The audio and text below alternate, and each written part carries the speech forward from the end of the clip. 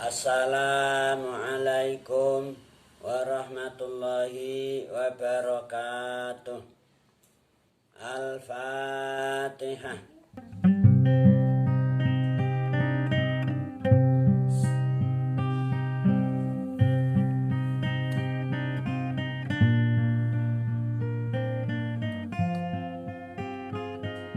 Alhamdulillah, kita dapat bermuajah kembali dalam majelis yang penuh berkah ini, insya Allah.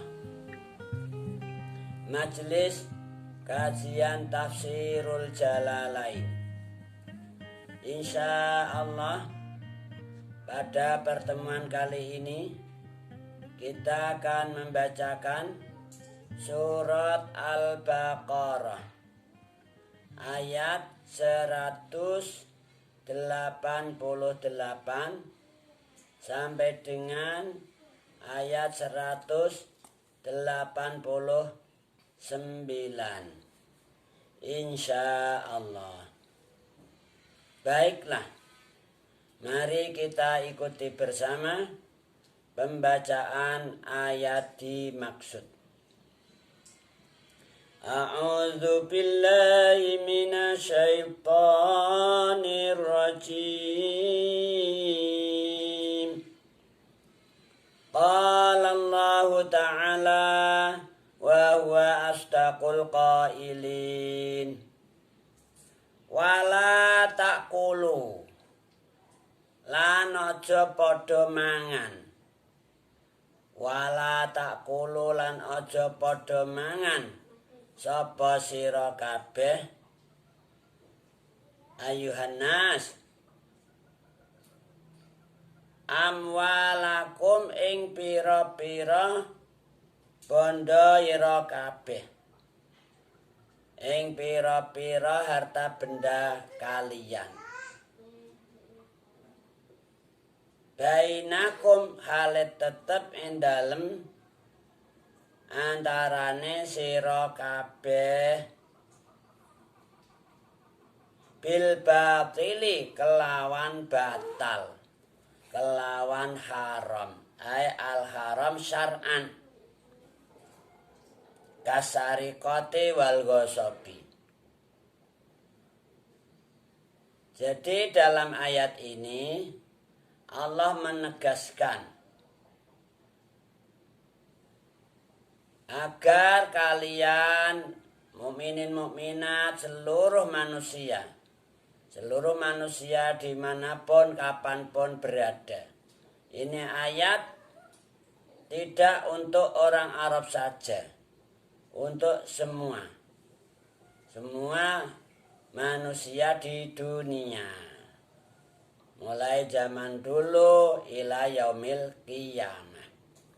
Kalian jangan makan harta benda kalian yang ada di antara kalian dengan cara batal, dengan cara haram. Ini sangat penting agar kita perhatikan. Ini adalah tatanan hidup. Kalau istilah bahasa sekarang itu protokol ilahi. Jadi yang namanya tatanan hidup itu sudah ditentukan oleh Allah dari dulu. Orang manusia belum diciptakan, Allah sudah menyampaikan tatanan hidupnya. Dan Allah sudah menyiapkan semua kebutuhan hidupnya para manusia. Supaya apa? Manusia ini supaya selamat dunia, selamat akhirat. Supaya bahagia di dunia, bahagia di akhirat. Sejahtera di dunia, sejahtera di akhirat. Maka Allah Subhanahu wa ta'ala memberikan atau menyampaikan tatanan hidup. Istilah bahasa sekarang itu protokol.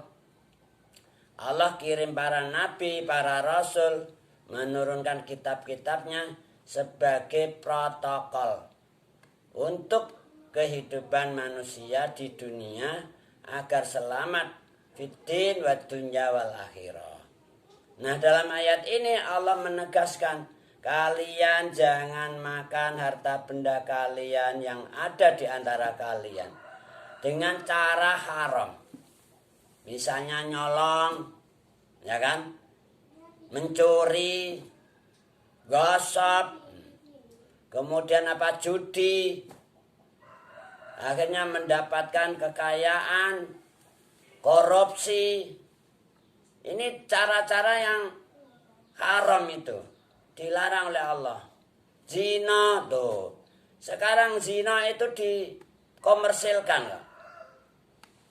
Malah akhir-akhir ini ya Allah, na'udzubillah, tsumma na'udzubillah min dzalik.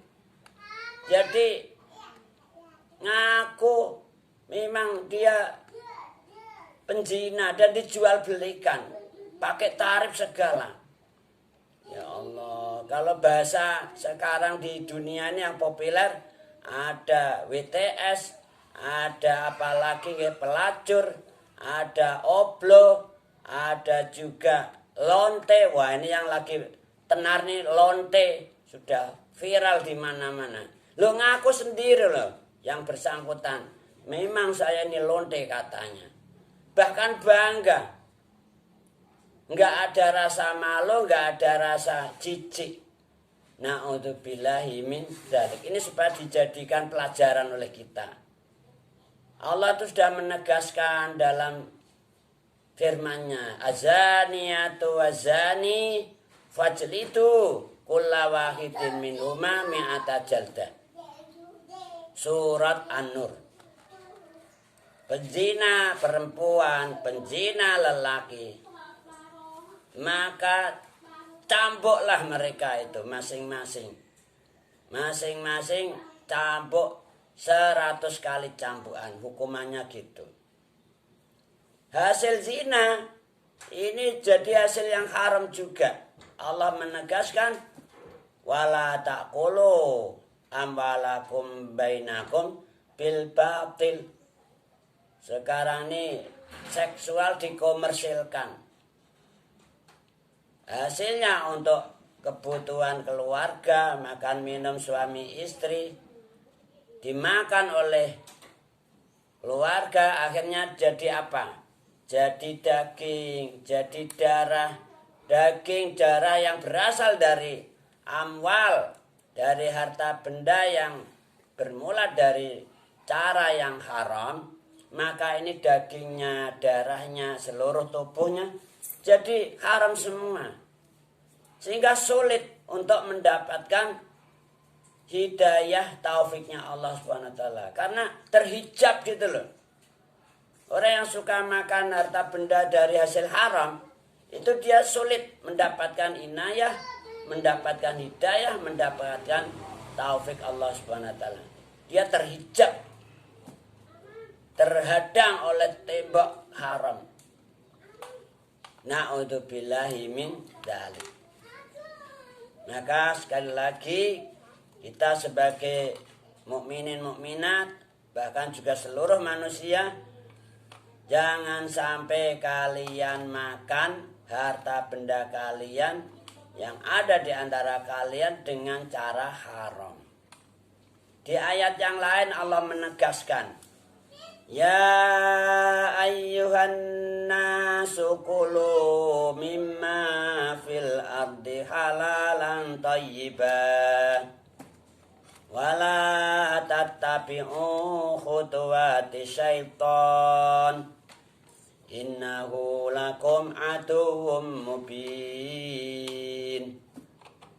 Sadaqallahul azim wa ballagha rasuluhul karim wa nahnu ala dzalika minasyahidin. Jadi dalam ayat tersebut Allah menyuruh, mewajibkan, hai para manusia, ingatlah, ini seluruh manusia di seluruh dunia, enggak orang Arab tak, seluruh dunia. Makanlah kalian. Namanya makan, minum, ini kebutuhan primer. Setiap kita butuh makan, butuh minum.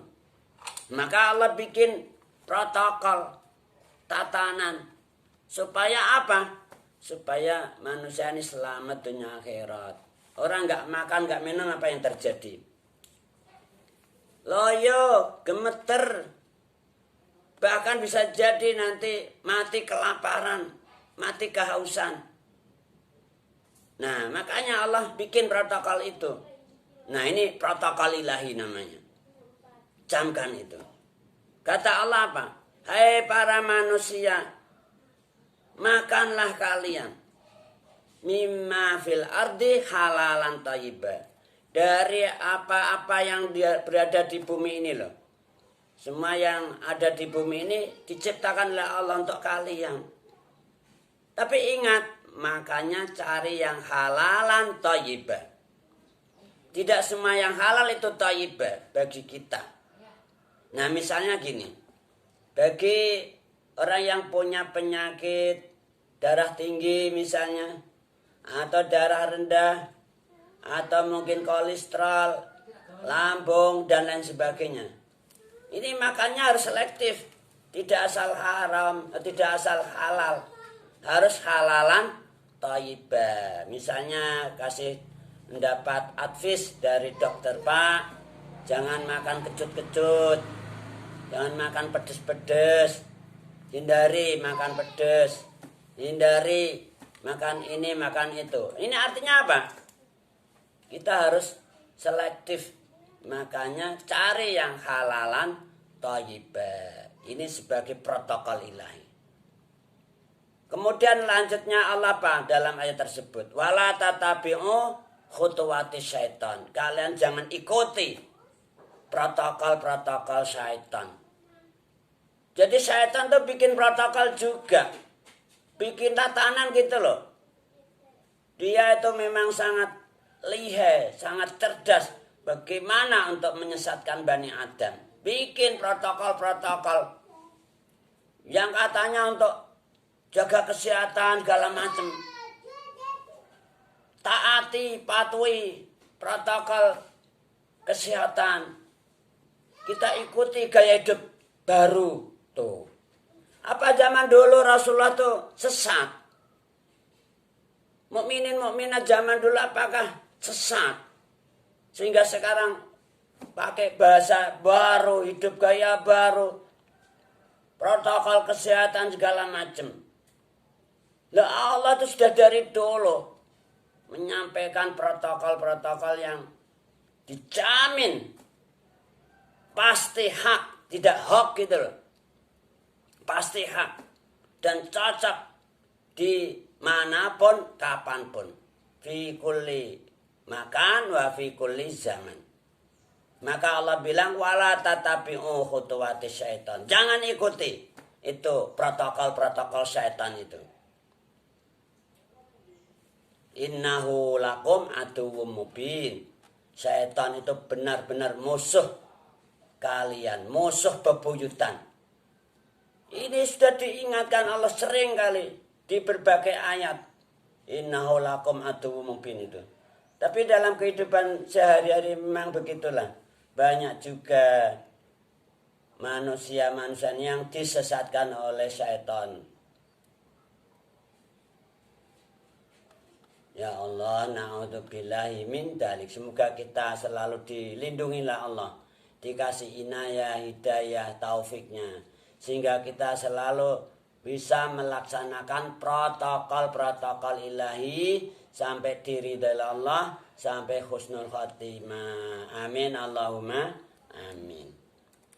Qala Allah Ta'ala wa huwa astaqul qailin. Wa tudlu lan aja nibakno sapa sira kabeh biha kelawan amwalikum ilal hukami maring pira-pira hakim litakulu supaya ento mene mangan sapa sira kabeh bitahakun farikan ing kelompok ing golongan min amwalin nasi saking pira-pira bondone pira-pira manusa. saking pira-pira harta kekayaane pira-pira manusa. Bil ismi kelawan dosa tuh. Wa antum ta'lamun, wa antum khalita sira kabeh ta'lamun iku padha ngerti sapa sira kabeh. Tahu bahwa itu dosa. Ini selanjutnya Allah menegaskan, kalian jangan sampai menjatuhkan diri kalian dengan harta benda kalian itu kepada para hakim, agar kelompok-kelompok manusia ada yang akhirnya makan harta benda orang-orang lain dengan cara dosa. Padahal kamu tahu kalau itu dosa. Nah, ini maksudnya apa? Dalam kehidupan sehari-hari kita itu terkadang mendapatkan kasus, mendapatkan masalah. Baik itu masalah disengaja ataupun tidak disengaja. Disadari atau tidak disadari. Terkadang masalah itu akhirnya menyeret kita ke meja persidangan. Dihadapkan kepada hakim. Nah, kita punya problem jadinya. Akhirnya kita berusaha gimana supaya nanti kita dimenangkan dalam persidangan. Nah, main sogok menyogok. Main riswah itu namanya. Kamu karena punya kemampuan, punya harta benda untuk nyogok hakim. Kemudian kamu sowani, kamu kunjungi Pak Hakim di rumahnya sebelum persidangan itu digelar.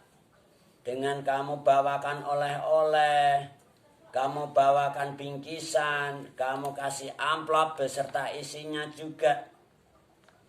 Biambalikum lah pokoknya. Dengan maksud tadi, agar kamu menjatuhkan harta benda kamu untuk apa nggih? Memenangkan problem kamu di depan persidangan.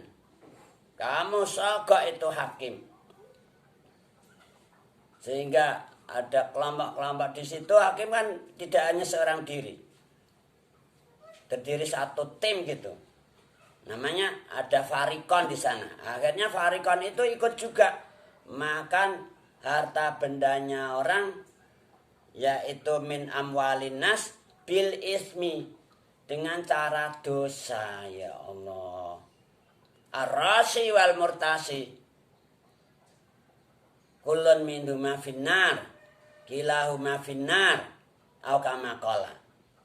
Namanya penyuap dan yang disuap, masing-masing atau keduanya di neraka.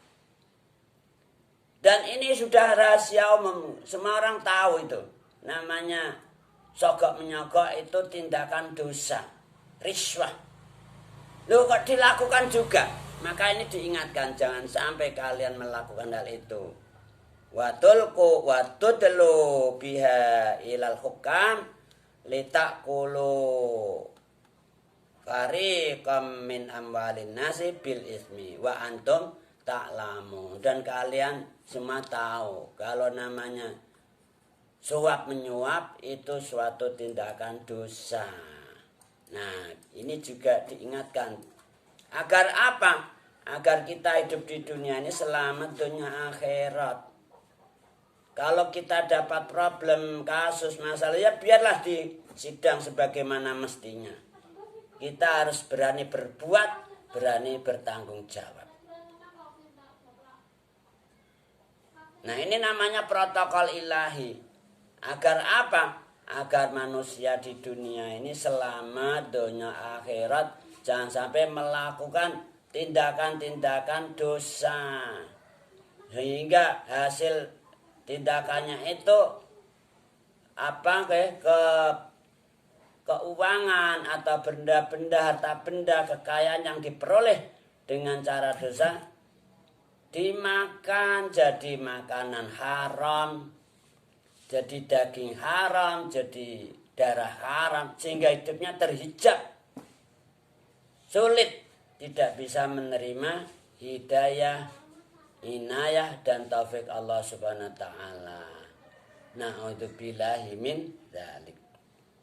Qala Allah Ta'ala wa huwa asdaqul qailin. Yas'alunaka. Bakal padha takon sapa wong akeh ka ing sira ya Muhammad anil ahilati saking pira-pira hilal, pira-pira tanggal. Kul dawa sira ya Muhammad. Lahum iya mawaqitu linnas. Ing pengucap ing dawuh iya mawaqitu linnas. Iya utawi ahillah mawaqitu iku pira-pira waktu. Jam umikot pira-pira wates waktu. Linasi kedue pira-pira manusa wal haji lan haji. Nah, dalam ayat ini menjelaskan bahwasanya Rasulullah Shallallahu Alaihi Wasallam suatu saat akan ditanyai, akan mendapatkan pertanyaan dari kaumnya. Sebelum kaumnya Rasulullah Shallallahu Alaihi Wasallam menyampaikan pertanyaan-pertanyaan itu, Allah sudah kirim WA, kasih WA, tahu WA kan? Wahyu Allah gitu loh. Jadi Rasulullah dibocori dulu. Mat, nanti ada orang-orang akan tanya sama kamu. Begini-begini. Yas'alunaka anil ahillah. Ada kaum kamu akan tanya tentang ahillah. Tentang tanggal-tanggal atau hilal-hilal itu. Nah, jawablah nanti. Kul. Nah, jadi Rasulullah ini dibocori soalnya, pertanyaannya, juga sekaligus dibocori jawabannya. Ditunjukkan bagaimana cara menjawabnya. Allah bilang, kul hiya mawaqitu linnasi wal hajj. Jadi mereka kalau tanya kepada kamu ya Muhammad tentang ahillah, tentang bulan. Bulan ini kan kalau kita perhatikan, awal bulan itu nampak kecil, kemudian membesar sampai akhirnya penuh bulan purnama. Nah, ini akan ditanyakan oleh kaumnya. Nah, betul itu. Begitu Rasulullah ditanyai ya langsung aja dijawab dengan tegas, dengan benar. Karena Rasulullah sudah dapat infonya lebih dulu. Dapat bocoran minallah, di WA oleh Allah dulu. Jadi kaumnya pada datang, ya Muhammad, coba nih tanya Mat, ini kenapa nih kalau kita perhatikan tuh tanggal. Bulan ini mula-mula di awal bulan nampak kecil. Kemudian membesar sampai akhirnya jadi bulan purnama, full. Bulat, full. Sehingga dunia terang benderang. Setelah itu semakin mengecil sampai apa enggak? Sampai gelap sekali enggak nampak. Ini gimana, Mat? Zaman itu kan belum diketahui tentang ilmu-ilmu apa itu namanya antropologi, ilmu-ilmu perbintangan. Masih zaman jahiliyah. Sudah ditanyakan kepada Rasulullah dan Rasulullah menjawab dengan benar, dengan hak. Oh, itu adalah mawaqitu linnas wal hajj. Ini untuk menunjukkan waktu-waktu bagi manusia ketika bulan purnama, ketika bulan yang awal-awal kemudian semakin membesar, itu menunjukkan batas-batas waktu kepada manusia. Agar apa? Manusia tahu, oh ini saatnya bercocok tanam, oh ini saatnya kita berdagang, oh ini saatnya kita untuk melakukan suatu kegiatan tertentu, misalnya puasa, karena sudah datang bulan pertama, oh ini saatnya puasa Ramadan. Begitu nanti bergerak sampai menjadi purnama, mengecil sampai akhirnya hilang, oh ini sudah tiba saatnya iftar, saatnya Idul Fitri. Ini menunjukkan kepada manusia tentang mawakid, juga tentang haji. Oh, ini sudah saatnya bulan Syawal, sudah masuk bulan haji. Syawal, Dzulqa'dah, Dzulhijjah, itu bulan-bulan haji untuk melaksanakan ibadah haji. Orang jadi tahu gitu loh. Akhirnya kaumnya Rasulullah menjadi manggut-manggut. Oh, karena menjadi faham. Dengan penjelasan Rasulullah itu menjadi faham dan jelas.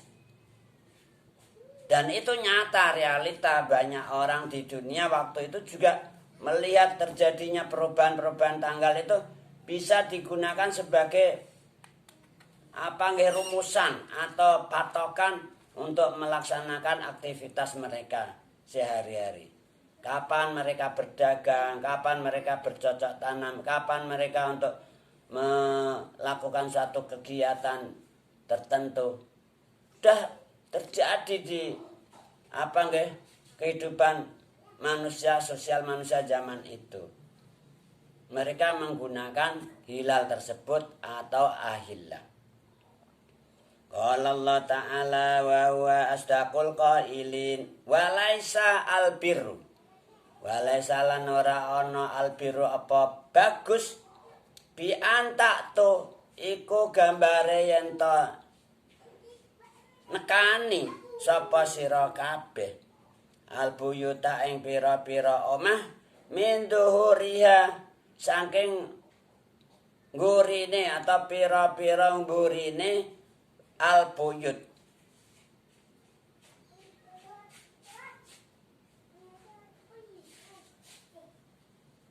Jadi ini